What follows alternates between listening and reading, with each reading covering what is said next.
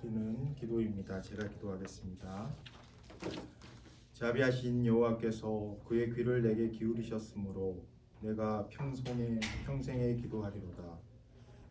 긍휼과 인애의 귀를 내게 열어주시는 하나님 아버지, 이제 내 연약한 입술을 열어주셔서 신실하고 거짓 없는 기도를 올리게 하옵소서. 예배드리는 이 시간 내 생각과 판단의 집을 허물고 마음과 육신을 주님이 거하실 성전으로 재건축하려 합니다. 고집과 편견의 언어를 거두고 순종과 자비의 말씀으로 이 성전을 채우기 원합니다. 지치고 상한 이웃들에게 평안의 그늘이 되고 안식의 바람이 되기를 원합니다. 그러나 저 혼자서는 이 일을 이룰 수가 없으니 능력의 주님께서 내 약한 속사람에게 힘을 주시옵소서. 나는 멈추고 우리 주님은 움직이셔서 당신의 뜻대로 이 성전을 완공해 주옵소서.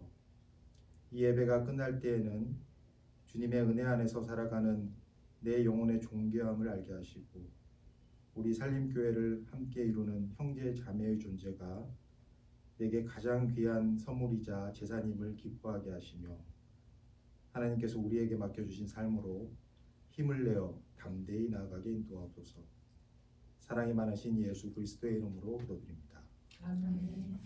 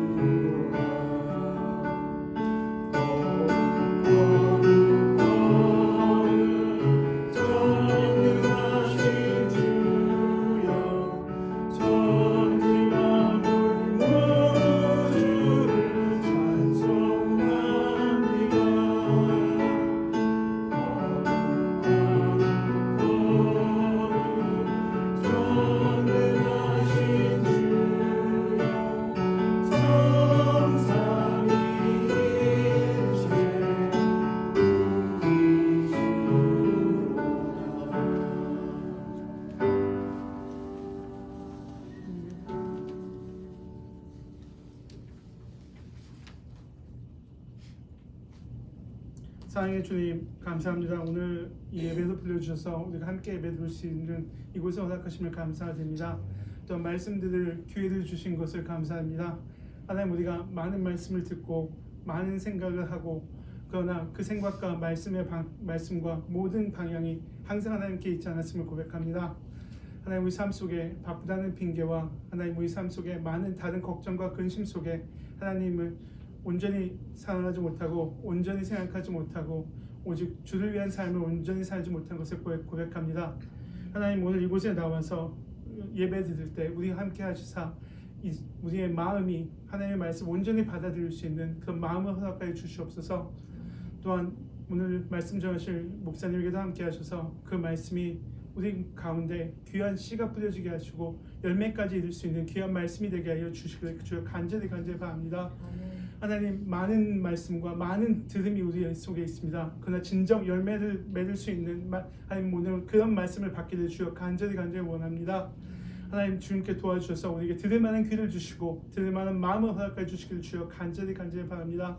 그 말씀이 뿌리를 내리고 씨를 내리는 것은 하나님 그 말씀의 힘과 우리 마음에 귀한 밭이 열려 있을 때 가능한 것을 고백하오니 주여 오늘 이 예배 가운데 진정으로 은혜가 있게 하여 주시옵고 찬양이 있게 하여 주시옵고 하나님을 향한 우리의 마음이 있게 하여 주시기를 주여 간절히 기도합니다. 또한 한국에 여행 중이신 우리 목사님이 기도하오니 하나님 목사님의 건강과 그곳의 안정과 목사님이 계신 모든 곳에 주의 은혜가 함께 하시기를 간절히 기도합니다. 돌아오실 때까지 주님 간절히 잘 지켜주시고 하나님 은혜 가운데 모든 일정과 여행을 마무리하시고 돌아오시기를 주여 기도합니다. 하나님, 또한 저희 교회를 위해 간절히 기도하기는 저희가 적은 수가 모였지만 하나님, 저희가 사도행전을 보면서 하나님 정말 교회에 필요한 것은 많은 사람이 아니고 정말 예수님도 12 제자가 그 교회를 세웠던 것처럼 하나님 적은 수로도 하나님의 교회가 세워짐을 주여 고백합니다. 하나님, 사람이 적어도 많은 일이 이루어진 것을 고백합니다. 하나님, 이방 사역이 바울과 신라를 통해서 이루어진 것처럼 하나님 이 살림길을 통하여서도 하나님의 사역이 일어나길 주여 간절히 기도합니다. 하나님, 우리가 말씀을 받아들이고 우리가 말씀을 전할 수 있을 때, 우리가 예수님을 만나서 그것을 전할 수 있을 때, 그곳에 하나님이 함께 계실 때 진정한 살림의 역사가 일어날 줄 주여 믿고 간절히 기도합니다. 그러한 교회가 되게 하여 주시옵소서. 하나님, 우리가 먼저 변화하게 하여 주시옵소서. 하나님, 말씀을 통해서 변화받고 하나님 기도를 통해서 변화받기를 주여 간절히 기도합니다. 저희 한 영혼 하나하나가 주님께 변화될 때 진정한 이 교회가 하나님이 쓰여지는 그런 교회가 되게 될 줄 주여 믿습니다. 사도행전의 역사가 하나님 저희 교회를 통해서도 다시 한번 일어나게 될 줄 주여 간절히 바라옵고 기도하옵나이다. 하나님, 또한 이 어지러운 세상을 위해 기도합니다. 아직도 전쟁이 아버지 멈추지 않고 있습니다. 하나님, 아직도 많은 사람이 죽어가고 있습니다. 하나님, 세상에 예수님은 이 땅에 평화의 왕으로 오셨지만 아직도 그 평화가 이루어지지 않은 것을 주여 고백합니다. 저희가 할 수 있는 것은 오직 기도뿐이오니 하나님 다시 한번 기도합니다. 이 땅에 평화를 허락하여 주시옵소서.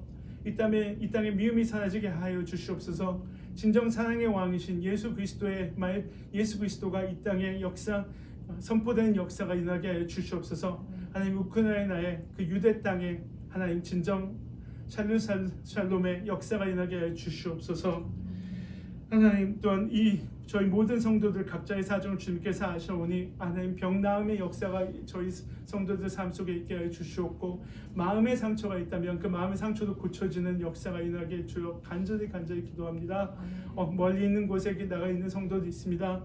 건강 주님 지켜주시길 간절히 기도합니다. 하나님께서 그곳에 은혜도 또한 함께 하시길 간절히 기도합니다. 또한 함께 예배드리는 저희 아이들을 위해서도 기도합니다. 그들에게서도 더 큰 은혜가 있게 해주시옵소서. 저희보다 더 큰 은혜가 그곳에 있어서 세상을 바뀌는 그런 아이들로 자랄 수 있도록 좀 역사해 주시옵소서. 간절히 기도합니다. 하나님, 예배 지금 시작이 오나 마칠 순간까지 우리 마음에 온전히 하나님만을 기억하게 해주시길 간절히 바라오며 우주 예수 그리스도 믿어 기도합니다.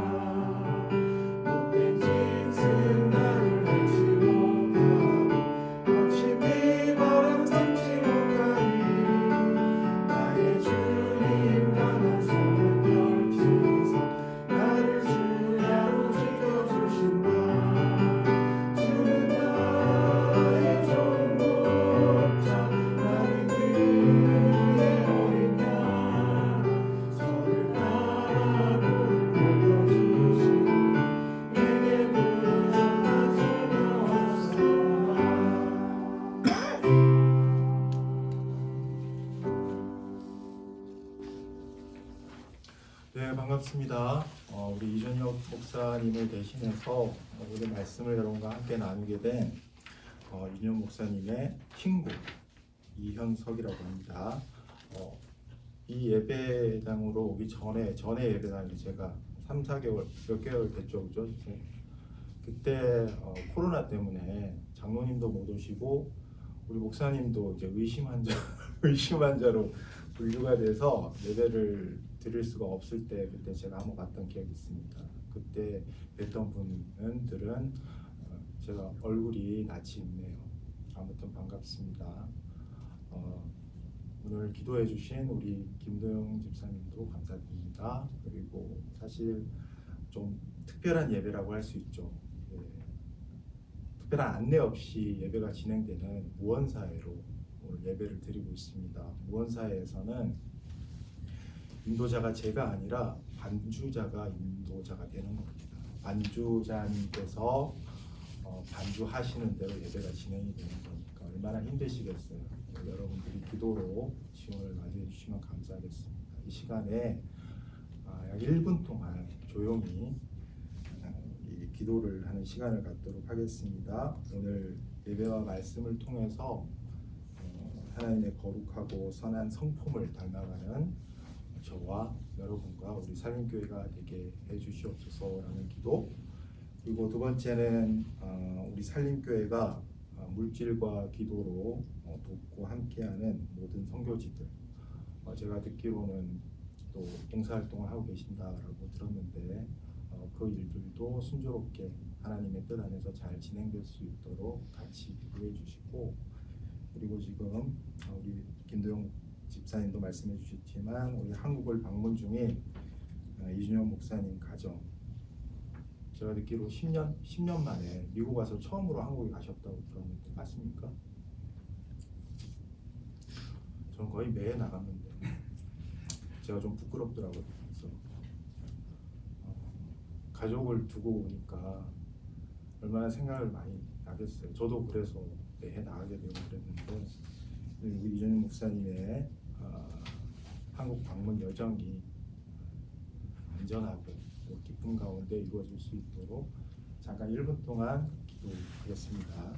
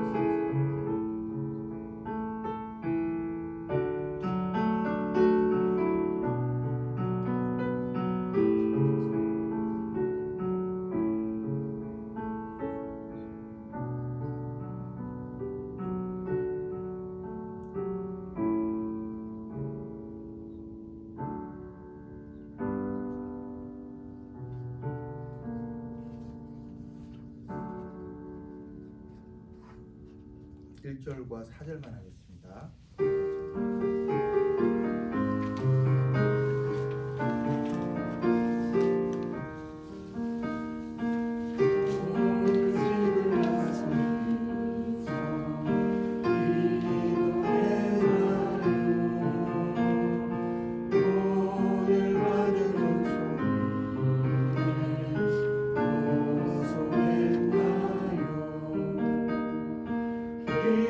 오늘 우리의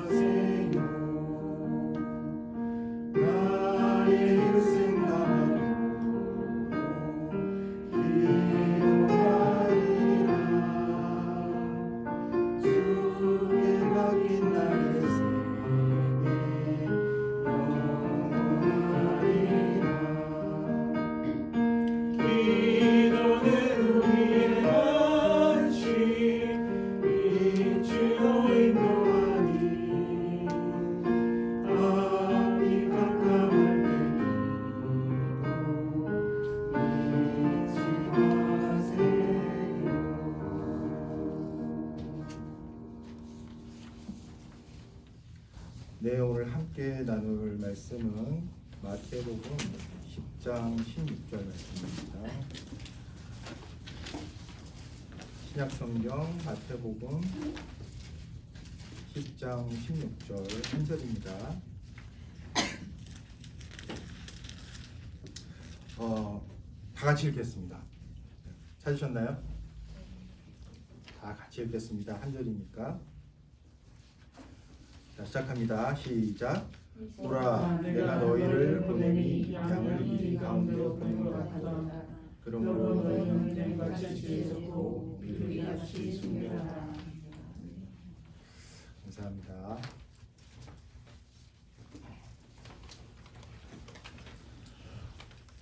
이렇게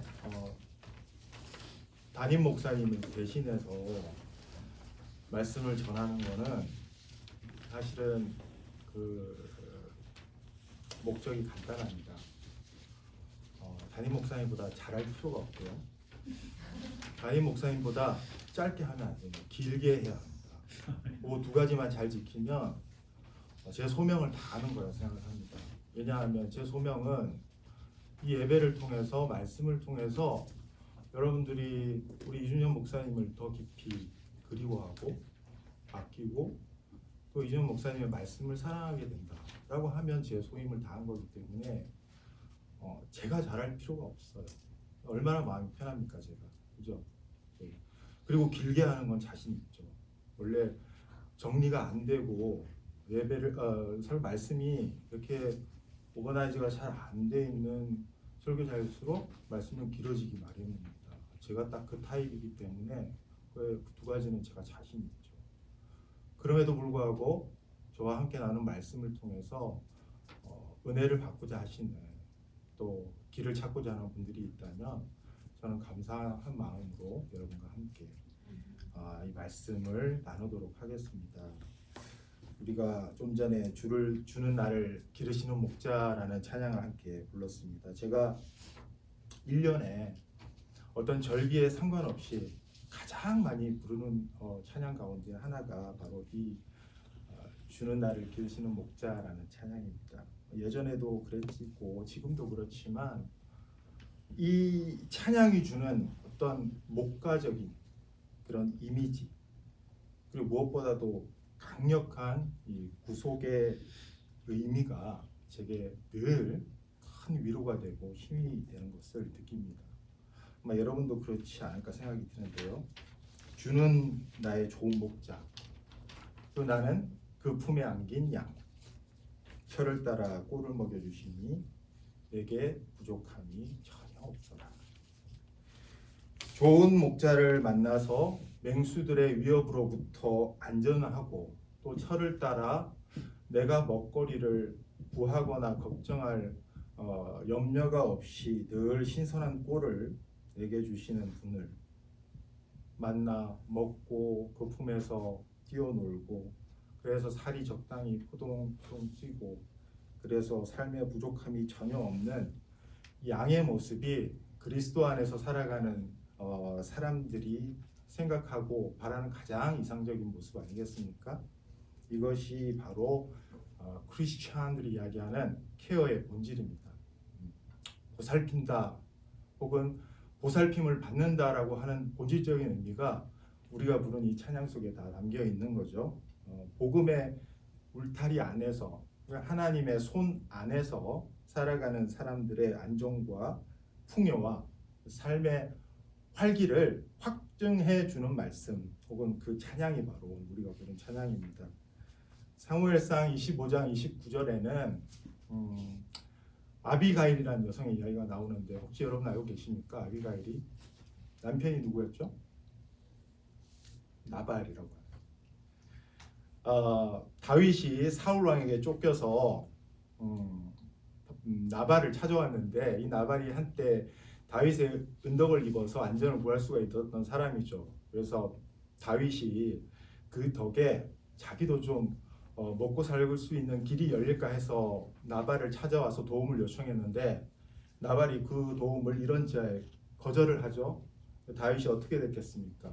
분노가 이까지 치밀어서 나발의 모든 집안의 사람들과 그 집안 모든 것들을 풍비박산을 내고 전멸시켜 버리리라 하고 벼르고 있는데 그 부인인 아비가일이 다윗 앞에서 무릎을 꿇고 다윗에게 자비를 구하면서 했던 말이 있습니다. 당신은 어차피 하나님의 생명싸개의 안에 있는 사람이다. 누가 당신을 해할 수 있겠느냐? 누가 당신에게 감히 당신의 안전을 위협하거나 당신에게 해를 가하려고 역모를 꾸밀 수가 있겠느냐? 당신은 이미 하나님의 사람, 당신은 이미 하나님의 보호 아래에 있는 사람. 거기서 이제 유명한 생명싸개라는 말이 나오는데 이걸 영어 성경으로 찾아보니까 생명싸개라는 말이 그냥 트레저 파우치라고 나오더라고요. 그냥 보석을 담아두는 보자기 정도, 아니면 가방, 명품백 정도, 그 정도 생각할 수 있겠지만 이거는 한글 성경이 훨씬 더 풍요로운 뜻을 가지고 있죠. 생명 보자기라는 뜻이, 생명 포대기라는 뜻입니다. 생명 싸개. 이 성경 전반을 통틀어서 하나님의 보호와 하나님의 평화, 하나님 주시는 평화 안에 있는 상태를 의미하는 총칭의 단어가 이 생명 싸개라는 말입니다. 양이 목자의 보호를 받고 있다는 것은 양은 하나님이 보내신 목자라는 생명 싸개 안에 그 안에서 살아간다는 의미잖아요. 그죠? 노아의 방주 이야기에서 노아의 방주는 그 당시 대심판으로 인해서 전 인류가 전멸하고 멸절당한 위협 속에서 그래도 선택된 사람들이, 구원받을 사람들이 배라는 형태로 만들어진 하나님의 생명 싸개에 당시 쌓여 있어서 그 홍수 기간 동안 안전을 유지할 수가 있었던 거죠. 출애굽 당시에 모세라는 생명 싸개를 통해서 하나님께서 하신 일이 뭡니까? 뒤에서는 이집트 병사들이 쫓아오는데 앞에는 홍해 바다가 펼쳐 있고 어떻게 길이 나지 않는 상황 속에서 모두가 자포자기하고 있을 때 하나님께서 모세의 지팡이를 통해서 홍해 바다를 갈라주시잖아요. 그죠? 그 갈라진 홍해 바다는 생명 싸개입니다. 그 안에서 우리는 살 길을 찾아서 갈 수 있는 거예요. 이게 다 성경의 이야기들입니다. 산림교회는 여러분들이 주일 아침, 지금 오후네요, 1시에 여러분들이 가진 믿음과 여러분들이 가진 선교의 비전과 여러분들이 가진 기도의 제목들을 가지고 이곳에서 산림교회라는 생명 싸개 안에서 예배를 드리는 곳 아닙니까? 그죠? 그러니 이 생명 싸개란 말이 얼마나 중요하고 그 다음에 양이 목자 안에서 살아간다는 것이 얼마나 중요한 말씀입니까? 그러나 오늘 우리가 읽은 본문 말씀은 좀 우리를 당혹스럽게 하잖아요. 그죠? 예수님은 양떼를 길러주시고 품어주시고 늘 보호해주시는 그런 목자가 더 이상 아닌 것으로 나오고 있습니다. 여러분들이 우리가 함께 읽었지만 오히려 자기가 아끼는 양떼를 어둠과 사나운 짐승들의 소리로 가득한 험한 세상으로 내보내는 엄격한 주인의 모습으로 지금 등장을 하고 있습니다. 세상의 위험으로부터 양들을 완벽하게 보호해 주셨던 그 울타리를 오늘 말씀에서 예수님은 그걸 이 생명싸개를 살짝 걷어내 버리신다라는 거죠. 이런 말씀들이 우리를 이제 당혹해 하는 거죠. 위로의 말씀, 우리를 아끼는 말씀, 우리에게 힘을 주시는 말씀 대신에 뭔가 우리에게 이렇게 혼란을 가져다주고 우리를 아주 답답한 어둠 속으로 이렇게 밀고 들어가는 실로 우리를 당혹해 하는 본문이 아닐 수가 없습니다. 평화로웠던 목초지가 갑자기 위험과 어떤 살기로 가득한 전쟁터가 되어버리고 맙니다. 목가적이고 낭만적이었던 그런 보살핌의 장소가 느닷없이 생존을 위해서 치열하게 경쟁하고 살아남아야 되고 때로는 서로 다투고 죽이고 존재를 부정해야 되는 그런 살육의 장소로 바뀌고 말았던 것입니다. 냉엄한 세상의 현실이 우리 앞에 펼쳐집니다. 특히나 우리 이민 생활을 하는 우리들은 이 현실이 훨씬 피부에 와 닿을 것이라 생각을 합니다. 언어가 다르고 문화가 다르고 또 경제 개념이 한국과는 전혀 다른 이 미국 사회 속에서 생계를 유지하고 말이 잘 통하지 않는 자녀를 키워야 하고 또 믿음을 지키고 살아가야 하는 것 그 자체 그 현실이 우리한테 얼마나 버겁고 또 힘들고 도전적인 일입니까? 차가운 바람이 부는 들판을 향해서 손가락을 가리키면서 예수님께서 이제 우리들에게 오늘은 이렇게 이 말씀을 하시는 겁니다. 보아라, 내가 너희들을 보내는 것이 양을 이리떼 가운데 보내는 것과 같다. 우리를 영원히 지켜주실 것만 같고 모든 세상의 위협으로부터 우리에게 방어막이 되어주실 것만 같은 예수님께서 예수님의 그 목자의 최종적인 목적이 결국은 양을 이 차갑고 무섭고 어두운 바깥 세상 속으로 내보내는 것이었다라고 성경 오늘 예수님께서 이렇게 말씀을 하고 계시는 거죠. 파송이라고 합니다. 이것이 바로 파송입니다. 파송 여러분. 성경에서 말하는 파송의 의미가 이런 거예요.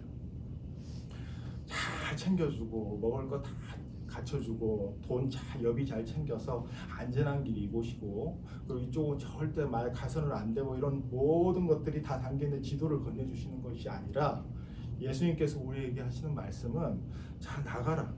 나가면 네 앞에 이리떼가 득실거리는 세상이 있을 것이다. 여기서 머물러서는 안 되고 너는 결국은 보냄을 받은 양이 되어야 한다. 나가야 된다라는 이야기를 하시는 겁니다. 이게 바로 이제 그리스도의 제자가 완성되는 단계입니다. 제자는 신자와는 다른 겁니다. 신자는 예수님을 구주로 고백하고 예수님이 주시는 꼴을 먹기 위해서 때로는 약을 먹기 위해서 위로를 먹고 힘을 내기 위해서 교회에 오는 사람들이라면 제자는 세상의 수많은 갈등과 문제의 현실 속에서 내가 어떻게 그리스도인의 자아를 가지고 그 하나하나 순간들의 문제들에 대처하면서 살아야 하는가라는 것을 끊임없이 고민하면서 예수님이 가라고 하는 그 길 위에 서서 어떤 트랙 위에서 훈련을 받으면서 가는 사람을 우리는 뭐라 한다고요? 제자라고. 제자는 신자가 아닙니다. 물론 신자죠. 그러나 레벨업 된 사람들, 스스로 그렇게 결단하고 부름을 받은 사람들이. 여러분들은 다 제자들 아닙니까? 그죠?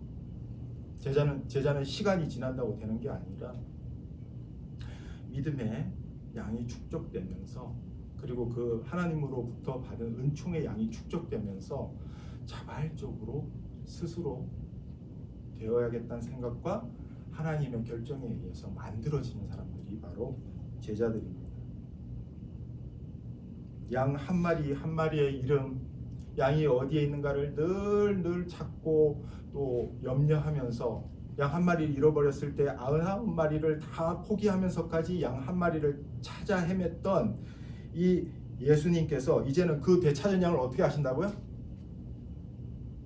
잘 찾았으니까 이제 나랑 영원히 같이 살자가 아니라 나가야 돼. 이리떼가 득실거리는 세상으로 결국 너는 나가야 하는 존재다. 저도 그렇고 여러분도 그렇습니다. 저도 양이고 여러분도 양입니다. 목회자가 목자고 여러분이 양이라는 뜻이 아닙니다. 이제는 저도 양이고 여러분도 양인데 하나님께서 나가라고 하시면 그때는 여러분도 목자가 되고 저도 목자가 된다는 의미입니다. 저는 양으로 살아가다가 하나님께서 양을 돌보는 사람이 되고 말씀을 전하는 어떤 역할을 부여하시면 그때 저는 목자가 되는 거죠. 그죠? 여러분도 마찬가지죠. 양으로 살아가다가 하나님께서 이제 나가야 한다. 나가서 너가 도와줘야 할 사람, 너가 만나야 할 사람, 너가 처한 상황 속에서 예수 그리스도인으로 살아간다는 것이 어떤 것인지를 보여줘야 한다라고 말하면 그때 여러분은 그냥 품 안에 있는 양이 아니라 보냄받은 양이 되는 것이다 라는 말씀입니다. 그렇죠? 더욱이 오늘 말씀에서 더 이해하기 힘든 것은 양들을 떠나보내시면서 하시는 예수님의 좀 이상한 말씀이죠. 너희는 뭐라고 이야기합니까? 뱀같이 지혜롭고 비둘기같이 순결하라. 여러분 이 말씀을 어떻게 이해하십니까?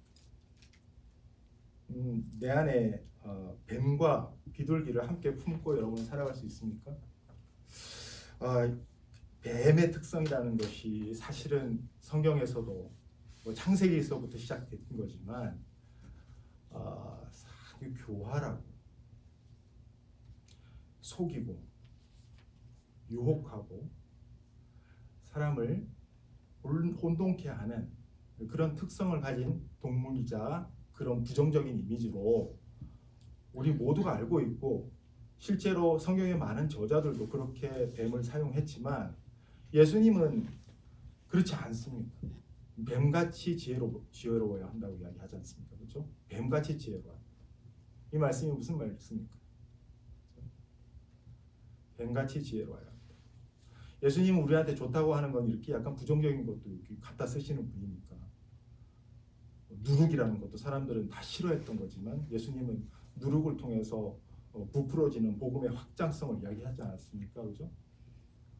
예수님이 이방인들에 대해서 이야기할 때는 우리하고는 다른 개념으로 사용하시는 거예요. 아니, 뱀이 마찬가지입니다. 어떻게 하면 이 영민하고 슬기롭고 예민하고 날카로운 통찰을 가진 그런 능력과 그리고 비둘기처럼 순결하다? 그러니까 공격할 의지도 없고 방어할 의지도 없고 모든 것이 선하게 보이고 모든 것을 그냥 좋은 것이 좋은 것이다 라고 받아들이고 순수한 평화를 추구하는 그 순결함, 그것과 뱀의 지혜로움을 어떻게 같이 품고 우리가 제자의 삶을 살아갈 수 있을 것인가 하는 것이 예수님이 우리에게 주시는 말씀의 도전입니다. 어려운 일이죠. 하나를 선택하면 우리는 보통 하나를 포기해야 되는 것.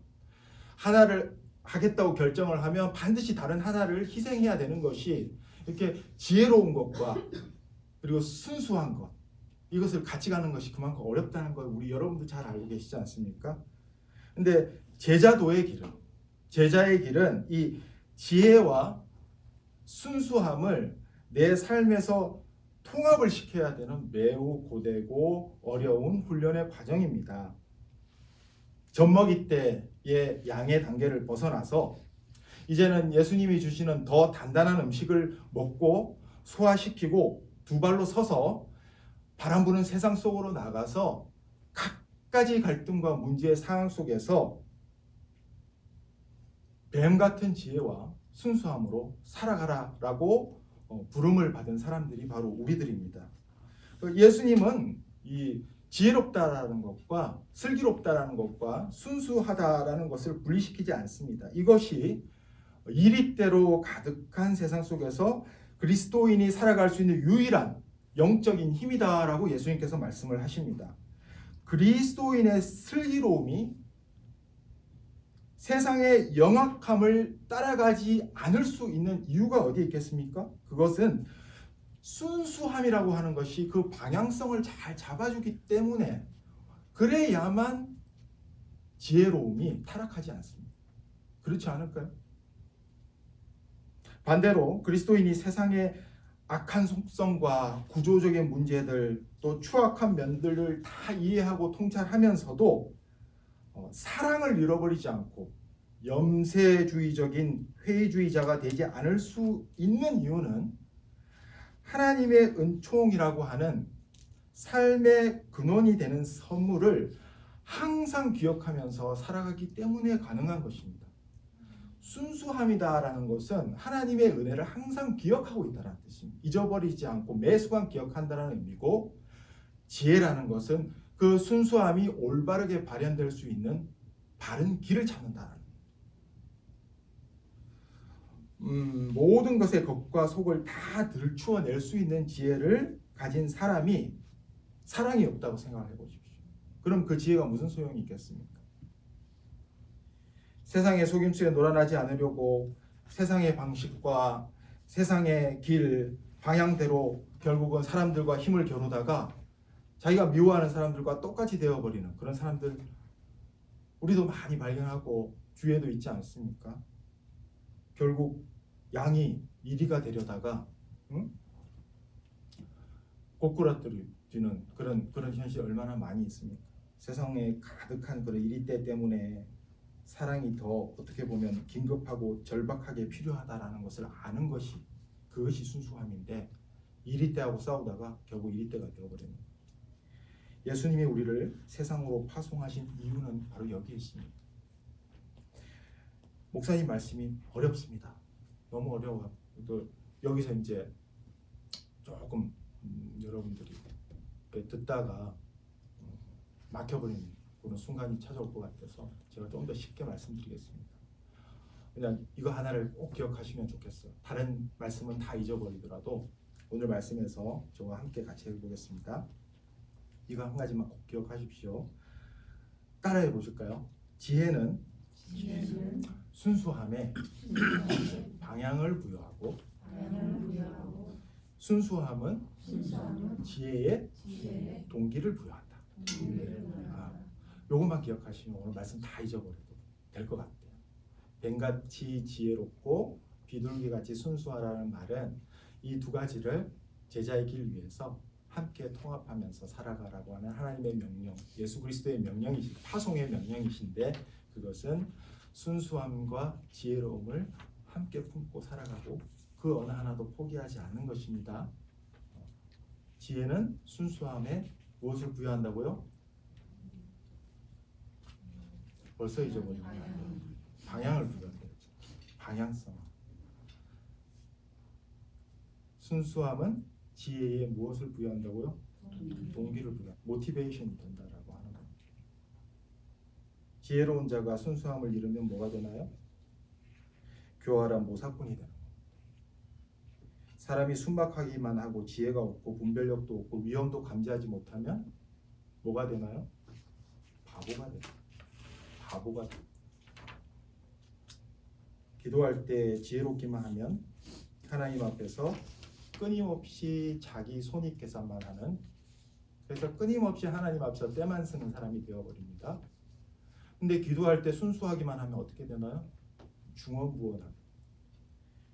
기도할 때 지혜를 잃어버리면 말도 안 되는 소리를 계속하다가 자기 말이 허공 속에서 사라진다라는 것조차도 몰라버리는 바보가 되어버린다라는 겁니다. 자녀 교육할 때 순수함을 잃으면 뭐가 되나요? 자녀가 원하는 것이 사실은 자기가 원하는 것이었다는 것을 절대 인정을 못해요. 그래서 자기 욕심을, 자기가 되고 싶은 모습을 자녀들한테 계속 투사를 합니다. 너는 이런 걸 원하는 거야. 사실은 자기가 원하면서 너 이거 되고 싶었잖아. 너 이거 먹고 싶었잖아. 너 이거 하고 싶었잖아 라고 자녀들한테 계속 이야기하죠. 근데 자녀를 교육할 때 순수함을 잃어버리면, 지혜를 잃어버리면 어떻게 되나? 자녀는 평생 사회 부적응자로 살아갈지도 모릅니다. 공감도 못하고 상대방의 입장에서 배려할 줄도 모르고 상황 속에서 분별하고 판단하는 지혜도 없이 살아가야 하는, 뇌가 없는 양이 되어서 살아가는, 마음이 없는 이리로 살아가는, 이 둘이 통합되어야 하는, 뱀과 비둘기가 내 안에서 통합되어야만 가능한 겁니다. 저는 평일날에는 도넛을 만들면서 살아가는 사람입니다. 생계 유지를 위해서. 그래서 아침에 새벽에 일찍 일어나서 도넛을 만들죠. 만들어서 팔면 제가 순수함을 잃어버렸을 때 어떤 일이 일어나는가를 저는 잘 알고 있습니다. 기름 쩐내가 도넛에서 나기 시작해요. 제때 바꿔주지 못하고 기름이 아까워서 좀 더 오래 써야지 하고, 밀가루 반죽에도 어떻게 하면 조금 작게 만들어서 더 많이 팔까를 생각한다. 그렇게 되면은 이 만드는 일의 순수함이 계속 사라지죠. 그럼 제가 도넛을 만들다가 제가 목사라는 사실을 잊어버려요. 그건 불행한 일 아닙니까? 순수함을 잃어버릴 때 그렇게 된다는 거예요. 잃어버렸다라는 말은 아닙니다. 너무 걱정 안 하셔도 돼요. 근데 이 도넛 장사를 하면서 지혜를 잃어버리면 어떻게 되나요? 저기 사장님이 계시지만 나만 하질 않습니다. 나만 하질 않아요. 사업이 진행이 안 돼요. 아무도 되는 게 없어요. 네. 남는 게 없는데 왜 사업을 하면 자선 사업가가 되라고 저한테 항상 이야기해요. 그렇게 퍼줄 거면 자선 사업가가 차라리 자선 사업을 해라 하고 늘 이야기해요. 사업을 할 때도 지혜와 순결함이 이렇게 통합이 되어야만 그리스도인으로서 사업을 할 수 있다라는 말씀을 하는 겁니다. 성경 안에서 마지막으로 이 뱀 같은 지혜로움과 그다음에 비둘기 같은 순결함이 가장 잘 통합된 형태를 우리가 한 구절만 읽어보고 끝내도록 할게요. 고린도후서 3장 3절입니다. 우리 김도영 집사님께서 기도해 주셨으니까 이 말씀만 찾아서 한번 읽어주시면 감사하겠습니다. 고린도후서 3장 3절입니다.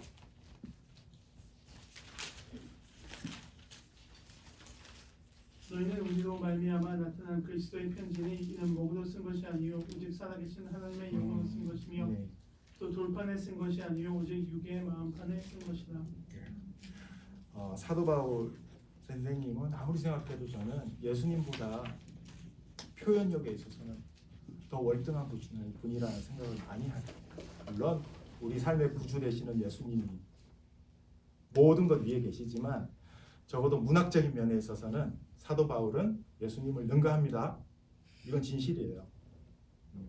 예수님은 정규 교육을 받은 적이 없잖아요. 사도 바울은 당시 최고의 랍비 교육을 받은 사람이고 철학에 능한 사람, 문학에 능한 사람, 모든 학문에 두루 갖춘 사람이었어요. 근데 배워서가 아니라 이 사도 바울이 어떤 현실을 통찰하는 지혜가 다른 누구보다도 뛰어났다는 것을 저는 이런 본문에서 확인을 할 수가 있습니다. 파송을 이야기하는데 우리는 파송을 이야기할 때 선교지를 정하고 이제 선교 교육을 받고 모여서 결단의 찬송도 부르고 예배하고 잘 가시라 하고 선교비 지원하고 이제 이런 것들을 이런 형식적인 것들을 통해서 이제 선교사들을 배출해 냅니다. 그죠? 근데 사도 바울은 그런 식으로 표현을 하지 않아요. 사도 바울은 자 여러분은 매 순간 하나님이 보내시는 그리스도의 편지입니다라고 이야기하잖아요. 이게 파송인 거예요. 우리는 하나님께서 세상 사람들에게 보내는 하나님의 편지입니다. 맞나요? 참 아름다운 표현이죠. 근데 이 안에 예수님께서 말씀하셨던 뱀 같은 지혜로움과 슬기로움과 비둘기 같은 순결함이 다 담겨 있는 거예요. 그리스도의 자아로 내 속사람을 가득 채운 사람, 뱀 같은 지혜와 비둘기 같은 순수함을 함께 지닌 인격은 그 자체로 하나님의 메시지가 된다라고 하는 말씀입니다. 이거 얼마나 중요한 말씀입니까? 근데 어떤 직함이 중요한 게 아니라 내가 안수를 받았다 안 받았다가 중요한 것이 아니라 내가 어떤 직분을 갖느냐가 중요한 것이 아니라 내 인격이 내가 하는 말들이 내가 사람을 대하는 태도가 하나님의 메시지인가 하나님의 편지인가 내 삶이 정말 순결한 도화지가 되어서 편지지가 되어서 하나님께서 자유롭게 하나님이 하시고자 하는 세상을 향해서 말씀하시고자 하는 그대로 적어주시면 하나도 왜곡하지 않고 내가 그 말씀 그대로 사람들에게 하나님을 드러낼 수 있는가라는 것이 관건이다라고 사도 바울이 이야기하는 겁니다. 여러분은 뭐라고요? 하나님의 세상을 향한 하나님의 편지입니다. 예수님이 이리때가 가득한 세상의 찬바람 속으로 양들을 내보내실 때에는 우리 양들도 그만큼 사랑하시지만 이 이리때가 득실거리는 세상도 하나님께서 너무 사랑하시기 때문에 우리를 보내시는 거잖아요. 그죠? 이리때마저도 하나님의 사랑 안에 있는 존재들이기 때문에 하나님께서 다 챙기시는 겁니다. 그렇기 때문에 우리를 보내시는 거예요. 파송하는 겁니다. 그러니까 다부지게, 엄격하게, 냉혹하게 현실을 우리한테 이야기해 주시는 거예요. 낭만적으로 이야기할 수가 없는 겁니다. 이럴 때 우리 이준영 목사님은 만날 때마다 제가 느끼는 게 화를 안 내니까 잘. 그래서 언제 흥분하는지도 잘 모르겠고, 요새 친구들 사이에 있을 때는 또 화를 또 내기도 하고, 저 같은 경우는 친구들하고 욕도 많이 하고 하거든요. 싸우기도 많이 하고, 성격이 좋은 성격이 못 되기 때문에. 근데 이준영 목사님 볼 때마다 느끼는 건, 저 얼굴에서 싫은 말이 나올 수 있을까라는 생각. 여러분들도 그렇게 생각하시겠지만, 그죠? 아닌가? 아닌가요? 네, 그죠? 여러분들이 제자의 칠회기에 올라섰다면 담임 목사님을 때를 써서라도 이런 말씀과 같이 씨름하자고 여러분들이 먼저 질문을 하셔야 됩니다. 그러지 않으면 우리 사람 좋은 목자 같은 우리 이준영 목사님이 여러분한테 어떻게 좋은 꼴을 먹일까만 고민하실지도 몰라요. 그러면 제자가 되지 않을 수도 있잖아요. 그죠? 구원받은 신자가 될 수 있지만 제자가 되는 것은 힘들 수 있다라는 말씀을 하는 겁니다. 너무 걱정하시지 않으셔도 돼요. 그 제자가 된다라는 것은 말씀드렸잖아요. 선택받은 사람들이 되는 거라고. 근데 여러분들이 선택받기를 원한다면 그때는 이런 현실이 기다리고 있다라는 것을 여러분들께서 각오를 하셔야 된다라는 겁니다. 그렇죠? 왜냐하면 하나님께서 세상을 사랑하사 독생자 예수님을 보내셨던 것 같이 이리때가 가득한 세상을 아직도 사랑하셔서 양같이 순수한 여러분들, 그냥 눈에도 넣어도 아깝지 않은 여러분들을 이리때가 가득한 세상으로 보내려고 하신다라는 이야기입니다. 오늘 말씀 그렇게 어렵지는 않게 들렸으면 좋겠습니다. 아까 말씀드린 거 하나만 더 다시 기억하고, 지혜로움은 순수함의 방향을 하고, 순수함은 지혜로움의, 사도 바울이 이야기한 파송은 그리스도인의 편지가 되는 것. 이 두 가지만 마음속에 꼭 간직하고 오늘 가시면 제가 특별히 아주 잘못된 설교는 하지 않았다라는 위로를 얻고 오늘 돌아갈 수 있을 것 같습니다. 뱀처럼 슬기롭게, 비둘기처럼 순수하게 세상 가운데서 제자로 살아가시고, 또 세상을 품고 세상에 귀한 그리스도의 편지가 되시는 우리 살림교회 교우분들이 되시기를 주님의 이름으로 축원합니다. 기도하겠습니다. 좋은 목자 되신 주님, 우리를 위해 이곳에 모인 우리들이 이 시간을 소중히 여기게 인도하옵소서. 교회라고 하는 좁은 문을 열고 들어와서 당신에게 눈과 귀를 여는 사람들에게 자비를 베풀어 주옵소서. 때로는 이곳에서 복음의 위로를 얻지 못하고 마음의 상처까지 주고받은 채 갈 길을 돌려야 할 때도 있지만, 좋은 목자 되신 주님의 자비로운 품이 예배드리기 위해 모인 우리를 늘 감싸고 있음을 잊지 않게 하옵소서. 말씀을 품고 세상에서 사는 일은 어려운 일입니다. 당신의 도움 없이는 교차로에서 길을 잃고 번화가에서 세상의 길을 즐겁게 따르는 사람들이 될 것입니다. 뱀처럼 슬기롭고 비둘기처럼 온화한 심령으로 세상 한가운데에서 우리의 믿음을 지키며 살아가게 인도하옵소서. 좁은 문을 두드릴 때 얻을 수 있는 따뜻한 마음으로 하나님 나라를 소망하는 삶을 살게 인도하옵소서. 우리의 구원자 되신 예수 그리스도의 이름으로 기도드립니다.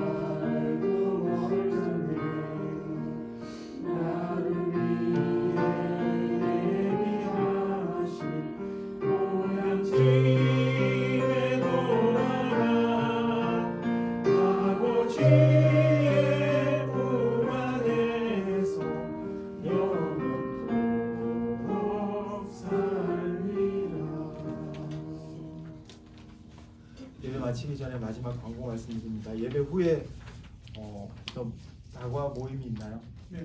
네, 감사합니다. 당이 떨어져서. 무언사의 좋은 점은 예배가 시작될 때부터 끝날 때까지 일어서지 않는다는 거.